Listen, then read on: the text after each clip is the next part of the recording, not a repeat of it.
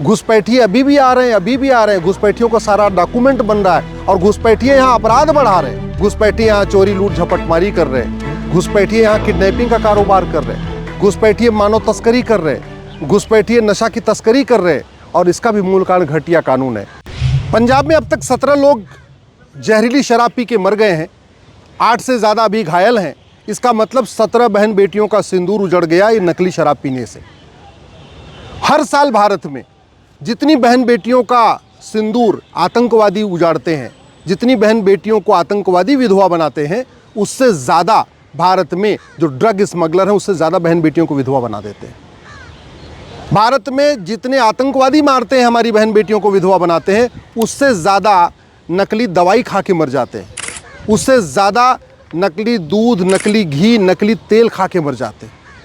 भारत में जितनी आतंकवाद की घटनाएं होती हैं, आतंकवादियों के कारण जितने लोग मरते हैं, उससे ज़्यादा लोग घटिया कानून के कारण मर जाते हैं।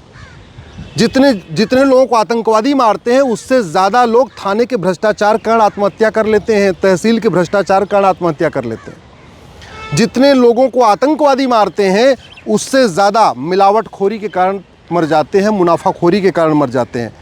जितने लोगों को आतंकवादी मारते हैं, उससे ज़्यादा नशा तस्करी के कारण मर जाते हैं, उससे ज़्यादा मानव तस्करी हो जाती है। भारत में हर साल 5 लाख बहन बेटियां गायब हो रही हैं।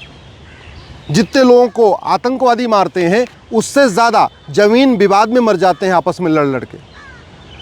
जितने बहन बेटियों को आतंकवादी विधवा बनाते हैं, उससे ज़्यादा फर्जी SC ST केस में विधवा हो जाती हैं, फर्जी दहेज के केस में विधवा हो जाती हैं, उससे ज़्यादा फर्जी ये कोर्ट का चक्कर लगा लगा के लोग बहन बेटियां विधवा हो जाती हैं। भारत में लोग कोर्ट का चक्कर लगा लगा के भी आत्महत्या कर रहे हैं, क्योंकि उनको न्याय नहीं मिल रहा है, केवल तारीख पे तारीख मिल रही है। थाने पे न्याय नहीं मिल रहा है, थाने पे उनको सिक्योरिटी नहीं मिल रही है, बल्कि थाने पे वसूली हो रही है, उससे परेशान होकर लोग आत्महत्या कर रहे हैं। भारत में हॉस्पिटल के भ्रष्टाचार के कारण उससे ज़्यादा मर जाते हैं जितने लोगों को आतंकवादी मारते हैं।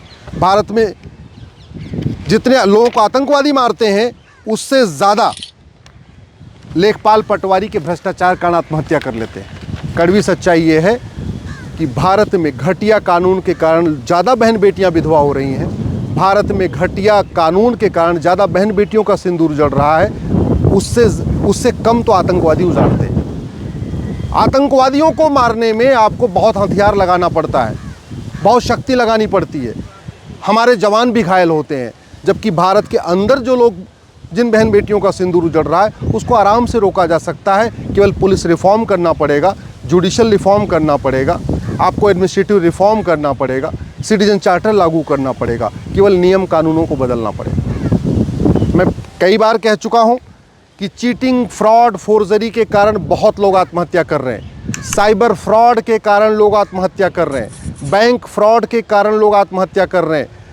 ये जो घूसखोरी के कारण लोग आत्महत्या करते हैं, कमीशन खोरी के कारण लोग ज़्यादा आत्महत्या करते हैं। मानव तस्करी में ज़्यादा बहन बेटियां हमारी कम हो रही हैं। 1000 बेटियां तो लफ्ज़-ए-जिहाद का शिकार हो रही हैं। इसका मूल कारण घटिया कानून है। 1500 हिंदू पर डे कम हो रहे हैं। 1500 परिवार यानी 10,000 हिंदुओं का प्रतिदिन धर्मांतरण हो रहा है। इसका मूल कारण घटिया कानून है। घुसपैठिए अभी भी आ रहे हैं, अभी भी आ रहे हैं। घुसपैठियों का सारा डॉक्यूमेंट बन रहा है और घुसपैठिए यहाँ अपराध बढ़ा रहे हैं। घुसपैठिए यहाँ चोरी लूट झपटमारी कर रहे हैं। घुसपैठिए यहाँ किडनैपिंग का कारोबार कर रहे हैं। घुसपैठिए मानव तस्करी कर रहे हैं। घुसपैठिए नशा की तस्करी कर रहे हैं और इसका भी मूल कारण घटिया कानून है। जितने लोगों को आतंकवादी मारते हैं, उससे ज़्यादा लोग काला जादू अंधविश्वास में मर जाते हैं। और जितने लोगों को आतंकवादी मारते हैं, उससे ज़्यादा संविधान की शपथ लेने वालों के नकारापन के कारण लोग मर रहे हैं।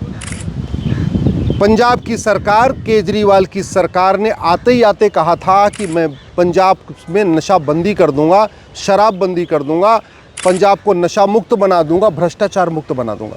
और पंजाब में कुछ भी नहीं कम हुआ। न पंजाब में नशे का कारोबार कम हुआ, न पंजाब में भ्रष्टाचार कम हुआ, न पंजाब में घूसखोरी, कमीशन खोरी कम हुई, न पंजाब में मिलावटखोरी कम हुई। मिलावटी शराब पी के लोग मर रहे हैं। तो शपथ लिया था संविधान की कि हम पंजाब को अच्छा राज्य बना देंगे, पंजाब से अपराध ख़त्म करेंगे, पंजाब से भ्रष्टाचार ख़त्म करेंगे, पंजाब से नशे का कारोबार करेंगे। लेकिन कुछ किया नहीं। इसलिए मैं बार बार कहता हूं, अब समय आ गया है इलेक्शन रिफॉर्म किया जाए, मैनिफेस्टो को मैंडेटरी बनाया जाए।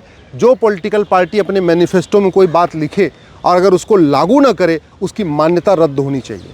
अब समय आ चुका है कि इलेक्शन रिफॉर्म किया जाए और जो लोग वादा कुछ करें चुनाव के पहले और चुनाव के बाद अगर अपना वादा ना पूरा करें, उनके चुनाव लड़ने पर आजीवन प्रतिबंध लगना चाहिए।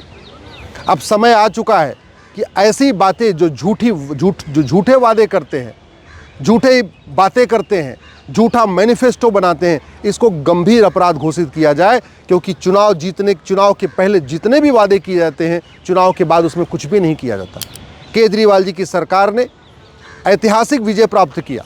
पंजाब के लोगों ने सोचा था कि हाँ, ये आए हैं तो पंजाब का भला करेंगे, पंजाब से भ्रष्टाचार ख़त्म करेंगे, पंजाब से नशे का कारोबार ख़त्म करेंगे, पंजाब में धर्मांतरण रोकेंगे, पंजाब में घुसपैठ रोकेंगे, पंजाब में ज़मीनों पे जो कब्ज़ा हो रहा है उसको रोकेंगे। लेकिन केजरीवाल जी ने कुछ भी नहीं किया। इसलिए मैं अब कह रहा हूँ, एक इलेक्शन चार्टर लागू करने की ज़रूरत है। सांसदों विधायकों की रोल्स रिस्पॉन्सिबिलिटी तय करने की ज़रूरत है। कोई व्यक्ति अगर चुनाव के पहले कुछ वादा करे और चुनाव के बाद अगर वो काम नहीं करता है, तो उसके चुनाव लड़ने पे आजीवन प्रतिबंध होना चाहिए। कोई पॉलिटिकल पार्टी अपने मैनिफेस्टो में कुछ वादा करे और सरकार बनाने के बाद अगर वो पूरा न करे, तो उस पॉलिटिकल पार्टी की मान्यता रद्द होनी चाहिए और पूरी ज़िंदगी भर उसको दोबारा चुनाव लड़ने का मौका नहीं मिलना चाहिए। जब तक कठोर कानून नहीं बनेगा, तब तक इसी तरीके से हत्याएं होती रहेंगी। लोग नकली दूध पी के मर रहे हैं, नकली शराब पी के मर रहे हैं, नकली दवा खा के मर रहे हैं, नकली और भी चीज़ें खा खा के मर रहे हैं। तो ये जो लगातार हमारी बहन बेटियों का सुहाग उजड़ रहा है, जो हमारी बहन बेटियों का सिंदूर उजड़ रहा है, अब इनके ऊपर भी सर्जिकल स्ट्राइक करने का समय आ गया है। मैं माननीय प्रधानमंत्री से निवेदन कर रहा हूं, भारत की सभी समस्याएं 5 साल में ख़त्म की जा सकती हैं, बस नियम कानूनों को बदलना पड़ेगा। भारत की ऐसी कोई भी समस्या नहीं है जो लाइलाज है, भारत की ऐसी कोई भी समस्या नहीं है जो विश्वव्यापी है, भारत की ऐसी कोई भी समस्या नहीं है जिसका इलाज इसको ख़त्म नहीं किया जा सकता, जिसको नियम कानून बना के ख़त्म नहीं कर सकते। इसलिए मैं माननीय प्रधानमंत्री से निवेदन कर रहा हूँ, भारत में 1 नेशन 1 पुलिस कोड लागू करिए, 1 नेशन 1 जुडिशियल कोड लागू करिए, 1 नेशन 1 एडमिनिस्ट्रेटिव कोड लागू करिए, 1 नेशन 1 एविडेंस कोड लागू करिए, नार्को पॉलीग्राफ ब्रेन मैपिंग कानून बनाइए और जस्टिस विद इन ईयर लागू करिए। भारत में एक झूठ के खिलाफ कठोर कानून बनाइए। झूठी बातें करना, झूठे वादा करना, इसको गंभीर अपराध घोषित करिए। झूठी शिकायत करना, झूठी एफआईआर करवाना, झूठी जांच करना और झूठा फैसला देना, इसको गंभीर अपराध घोषित करिए। जो लोग फर्जी काम कर रहे हैं, इसको गंभीर अपराध घोषित करिए। क्योंकि भारत में घटिया कानूनों के कारण लाखों लोग हर साल मर रहे हैं। रोड एक्सीडेंट के कारण ज़्यादा लोग मर रहे हैं और रोड एक्सीडेंट का मूल कारण है भ्रष्टाचार। इसको रोका जा सकता है। बीमारी के हॉस्पिटल में दवा न मिलने के कारण लोग मर रहे हैं और उसका मूल कारण है सरकारी हॉस्पिटल में भ्रष्टाचार है, दवाइयाँ आती नहीं हैं, केवल कागज़ पे आती है। ऐसे बहुत सारी समस्याएं हैं जिनका समाधान हो सकता है। इसलिए मैं माननीय प्रधानमंत्री से निवेदन कर रहा हूं, सभी कानूनों की समीक्षा करवाइए। 5 साल से पहले जो भी कानून बने हुए हैं उनकी समीक्षा करवाइए। भारत के संविधान का जो 20% हिस्सा आज तक लागू ही नहीं हुआ है, उस पर संसद में चर्चा कराइए। लॉ कमीशन की सारी रिपोर्टें धूल खा रही हैं, वो लागू नहीं हुई हैं, उनको संसद के पटल पे उसको संसद के पटल पे रखवाइए। वेंकटचलैया कमीशन की इतनी सारी बढ़िया शानदार रिपोर्ट थी, वो आज तक संसद के पटल पे नहीं रखी गई, उसमें कुछ भी लागू नहीं हुआ, उसको संसद के पटल पे रखवाइए। इलेक्शन रिफॉर्म के लिए बहुत सारे सुझाव आ गए, आज तक संसद के पटल पर रखे नहीं गए। न गोस्वामी कमेटी की रिपोर्ट रखी गई, न लॉ कमीशन की रिपोर्ट रखी गई। उसको संसद के पटल पर रखवा के उस पर चर्चा करा के उसको लागू करिए। अब प्रत्येक कानून को दुनिया का सर्वोत्तम कानून बनाने का समय आ चुका है। मैं प्रधानमंत्री जी को धन्यवाद देता हूं, आपने ऑपरेशन सिंदूर किया, लेकिन ऑपरेशन सिंदूर से केवल 26 बहन बेटियों का जो सुहाग उजड़ा था उसका बदला हुआ है। भारत में तो लाखों की संख्या में बहन बेटियों का सुहाग उजड़ रहा है और उसका मूल कारण है भ्रष्टाचार, उसका मूल कारण है घटिया कानून, उसका मूल कारण है सांसद विधायक नेता पॉलिटिकल पार्टी झूठे वादे करके आते हैं, कुछ नहीं करते और फिर अगले चुनाव में फिर झूठे वादे करते हैं। इसलिए अब समय आ चुका है, इलेक्शन रिफॉर्म हो, पुलिस रिफॉर्म हो, जुडिशियल रिफॉर्म हो, एडमिनिस्ट्रेटिव रिफॉर्म हो, टैक्स रिफॉर्म हो, एजुकेशन रिफॉर्म हो और प्रत्येक जो हमारा सिस्टम है इसको फिर से बदला जाए।